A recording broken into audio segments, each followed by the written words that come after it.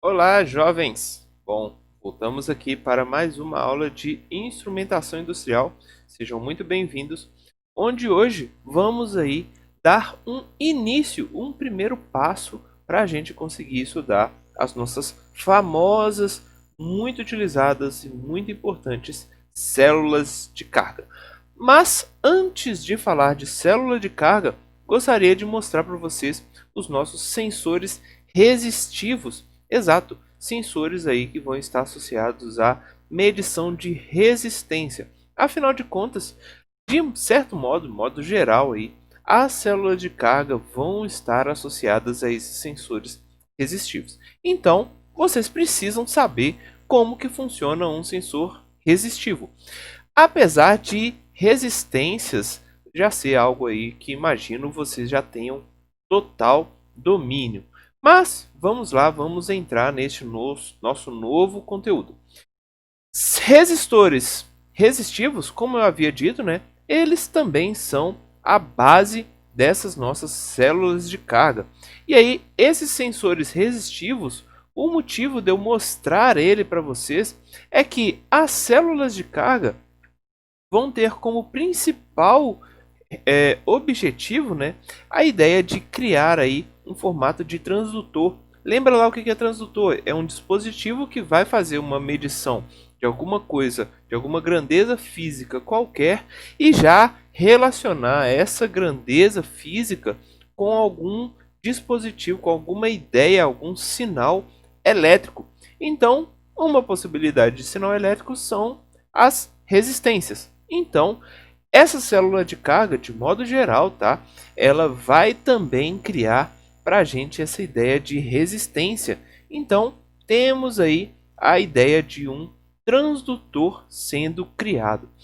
Células de carga ou também esses nossos equipamentos resistivos, eles vão estar novamente, né, fazendo a medição de alguma coisa, algum princípio relacionado à força, peso, deformação, torque, empuxo ou qualquer tipo de movimento, principalmente associado à translação, algum movimento latitudinal, né?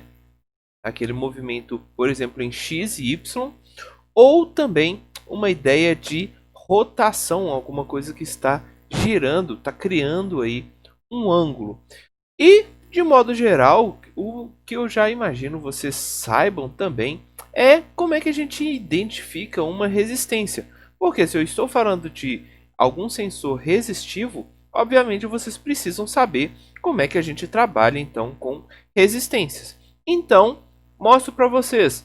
Olha, a medição da resistência ou resistência de algum material qualquer é dada a partir de resistência é igual a ρLA. Então, ρ sendo a ideia de resistência elétrica, L a ideia de um comprimento, então comprimento de um fio, comprimento de uma barreira, comprimento de qualquer dispositivo.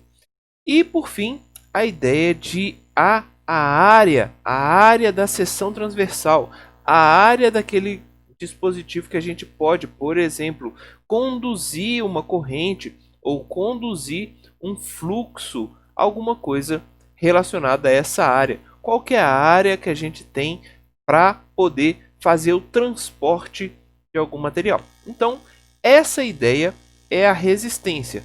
E aí você já talvez estejam começando a perceber que resistência não é somente uma ideia voltada aí à prática elétrica, mas também a gente pode associar resistências a dispositivos mecânicos. Então, qualquer resistência que alguma passagem impõe para a gente, ou alguma resistência que uma tubulação está criando para a gente, tudo isso está relacionado.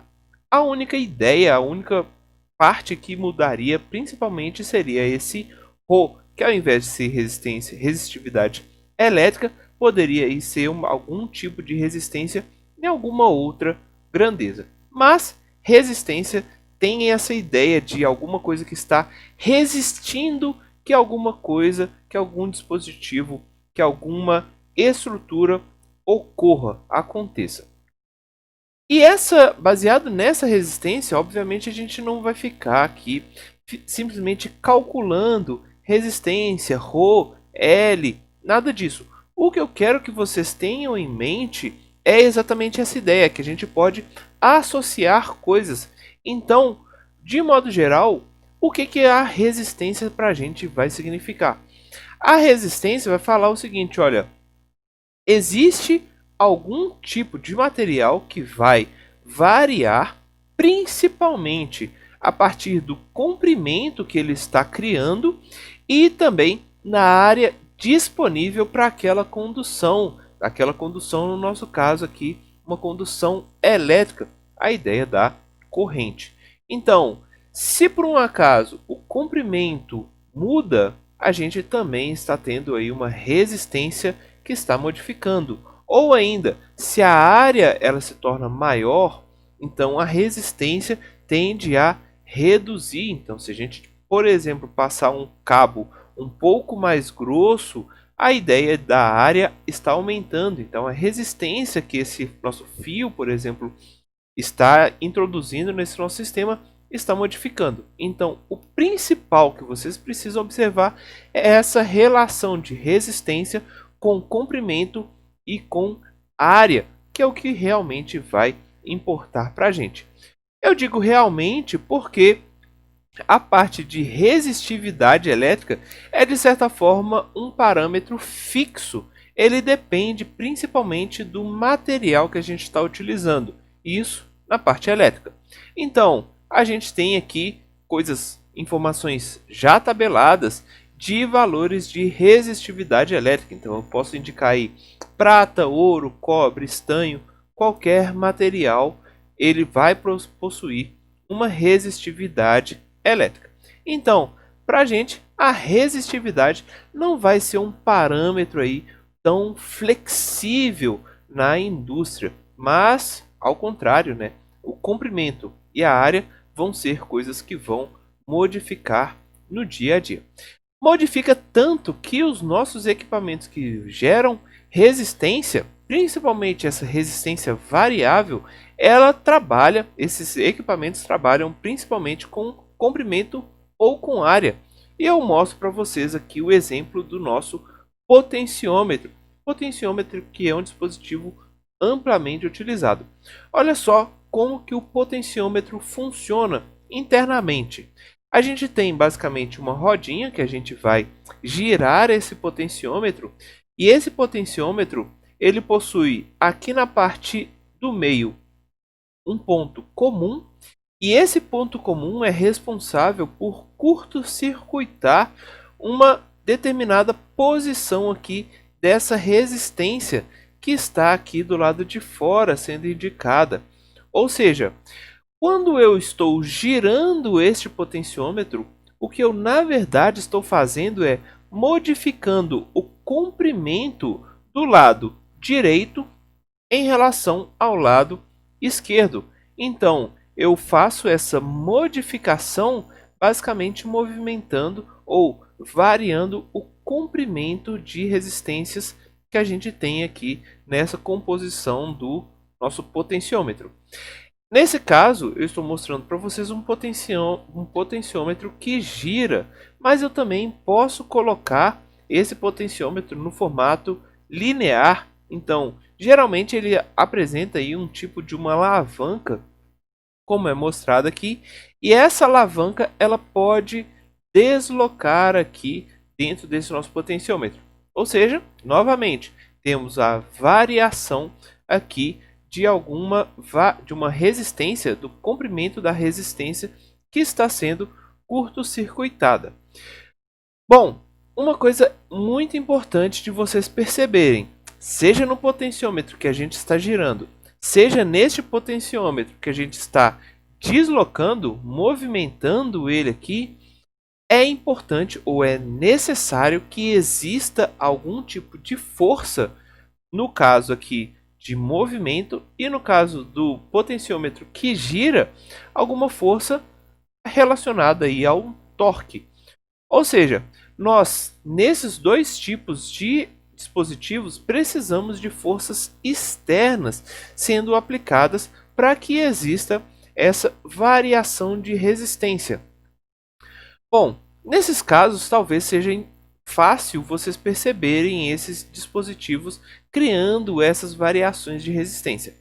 Mas e se por um acaso a gente tivesse, por exemplo, uma estrutura fixa, uma balança, por exemplo, ou a ideia nossa de uma lâmina bimetálica?